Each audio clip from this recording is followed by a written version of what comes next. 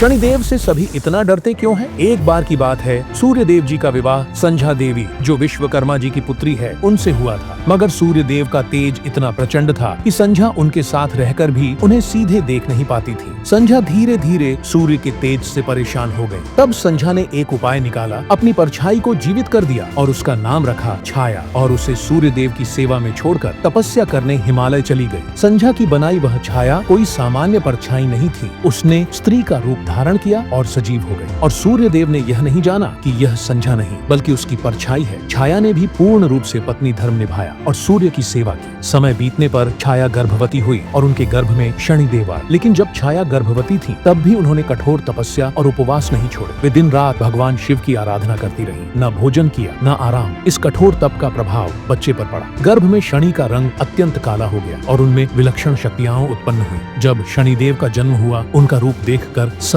चकित रह गए। उनका शरीर एकदम चंचल, आंखों में तेज, मुंह पर गंभीरता और बालपन में भी धीरता थी। सूर्य देव ने जब उन्हें देखा तो उन्हें संदेह हुआ, यह मेरा पुत्र कैसे हो सकता है? उन्होंने छाया से प्रश्न किया और क्रोध में शनि को तिरस्कार की दृष्टि से देखा। जैसे ही सूर्य देव ने क्रोध में शनि को देखा, शनि ने जन्म लेते ही अपनी दृष्टि सूर्य पर डाली। शनि की उस दृष्टि का प्रभाव इतना प्रचंड था कि सूर्य देव को कुष्ठ रोग हो गया और उनका शरीर झुलस गया। देवताओं में हलचल मच गई। सबने पूछा, एक नवजात बालक में इतनी शक्ति कैसे? सबको तब पता चला कि शनि कोई साधारण बालक नहीं बल्कि शिव का परम भक्त और उनके तप का परिणाम है। छाया ने सबको बताया कि उन्होंने शनि को शिव आराधना करते हुए गर्भ में धारण किया था, इसलिए शनि को महादेव से अद्भुत दृष्टि बल, न्याय की शक्ति और अपार तेज प्राप्त हुआ। संझा की अनुपस्थिति और छाया का रहस्य उजागर हुआ। सूर्य देव को जब सच्चाई का ज्ञान हुआ तब उन्होंने शनि को अपनाया। उन्होंने शनि को नवग्रहों में स्थान दिया और कहा, तू मेरे पुत्र होने के साथ साथ अब सबके कर्म का न्याय करेगा। बालक शनि ने बाद में स्वयं भी शिव की आराधना की। शिव ने प्रसन्न होकर कहा, हे शनि, तुम संसार में न्याय के प्रतीक बनोगे। तुम सबके कर्मों का फल दोगे। निष्पक्ष और निडर होकर देव,